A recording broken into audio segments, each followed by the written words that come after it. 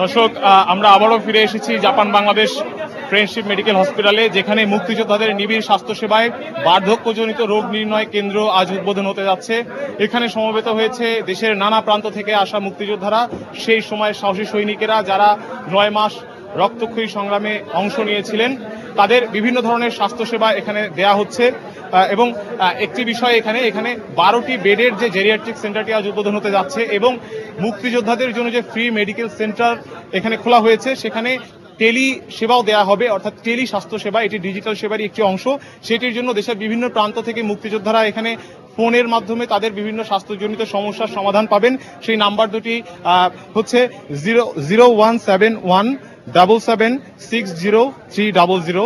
আমি আবার বলছি 0171776030 এবং 01712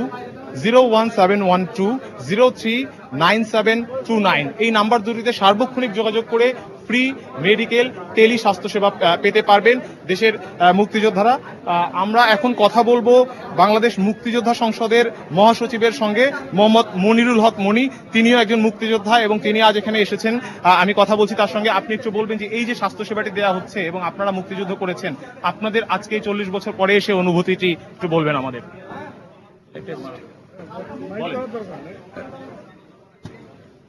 জাপান বাংলা ফ্রেন্ডশিপ হসপিটাল আজকে যে স্বাস্থ্যসেবার মাধ্যমে বাংলাদেশ মুক্তিযোদ্ধা সংসদ এবং মুক্তিযোদ্ধাদের যে স্বাস্থ্যসেবা দেওয়ার একটি প্রক্রিয়া শুরু করলো, সেটি আপনি বলতে পারেন চিকিৎসা জগতে মুক্তিযোদ্ধাদের প্রতি কৃতজ্ঞতা, মুক্তিযোদ্ধাদের প্রতি সম্মান, মুক্তিযোদ্ধাদের প্রতি সার্বিক স্বাস্থ্যসেবার যে একটি পথ প্রদর্শক হয়ে থাকবেন। এইভাবে আমি আহ্বান জানাবো প্রতিটি বেসরকারি হসপিটালে মুক্তিযোদ্ধাদেরকে চিকিৎসা সেবা দেওয়ার জন্য। আমরা সাধারণত মুক্তিযোদ্ধারা প্রত্যেকেই 60 ঊর্ধ্ব বয়স, তাদের বয়সজনিত বিভিন্ন রোগে আক্রান্ত। আপনি বলতে পারেন প্রত্যেকেরই চোখের অপারেশন দরকার হয়ে পড়েছে, প্রত্যেকেরই হার্টের কিছু না কিছু প্রবলেম আছে, কিডনির প্রবলেম আছে, পোস্ট গ্ল্যান্ডের প্রবলেম আছে। আমি কেন্দ্রীয় মুক্তিযোদ্ধা সংসদ কেন্দ্রীয় কমান্ড কাউন্সিলের মহাসচিব কল্যাণ ও পুনর্বাসন, সেক্ষেত্রে প্রতিদিন আমার কাছে 100 থেকে 150 রোগী বিভিন্ন জেলার বিভিন্ন প্রান্ত থেকে আসে এবং তারা এসে আমার কাছে যখন আবেদন করে চিকিৎসার জন্য, তখন আমরা সরকারি হসপিটালে সাধারণত পাঠাই, বিভিন্ন সরকারি হসপিটালে পাঠাই। বিভিন্ন সরকারি হসপিটালের অবস্থা কি তা আমরা সবাই জানি।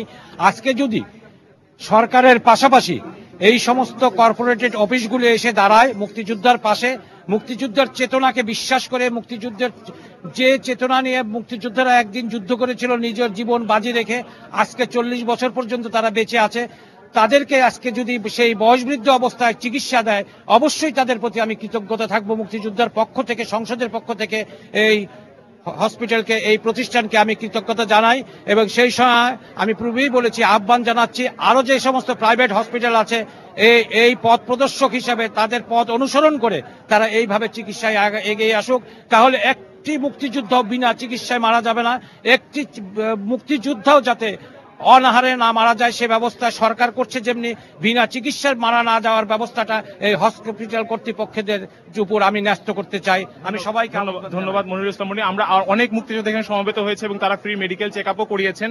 আমরা একটু কথা বলছি আরেকজনের সঙ্গে। আপনি একটু বলবেন যে কোথা থেকে আপনি এসেছেন এবং কি কি সেবা নিয়েছেন? আমি পরিচয় করে দিই, উনি কেন্দ্রীয় কমান্ড কাউন্সিলের সম্পাদক মণ্ডলীর সদস্য এবং ত্রাণেই কাজ করেন। আপনি কোথা থেকে? আমি মুক্তিযোদ্ধা কেন্দ্রীয় কমান্ড কাউন্সিলের সম্পাদক মণ্ডলীর সদস্য এবিএম সুলতান আহমেদ।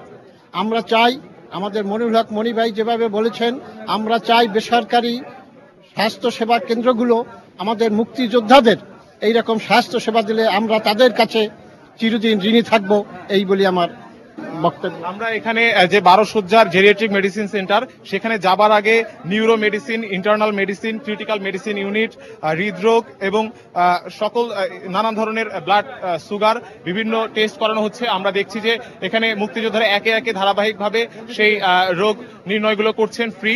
এবং তারপরে যে 12 শয্যার যে জেরিয়াট্রিক মেডিসিন সেন্টারটি হয়েছে, সেখানে এখন পর্যন্ত 5 জন বীর মুক্তিযোদ্ধা ভর্তি রয়েছেন। তারা হলেন যশোরের মোহাম্মদ আব্দুল লতিফ বগুড়ার মোহাম্মদ আব্দুল হালিম, চট্টগ্রামের মোহাম্মদ আবু তাহের, টাঙ্গাইলের মোহাম্মদ ফজলুল হক মিয়া এবং সকালে ভোর 5টায় আজ একজন ভর্তি হয়েছেন। তিনি হলেন আমাদের দেশের গর্ব, আমাদের বীর মুক্তিযোদ্ধা, বীর প্রতীক্ষিতাপ্রাপ্ত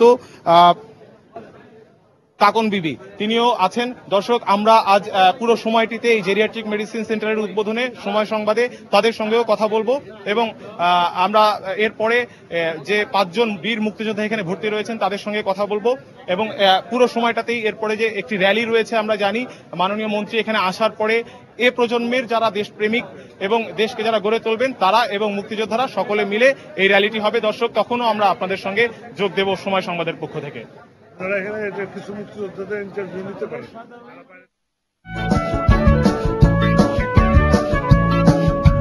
হেইয়া রে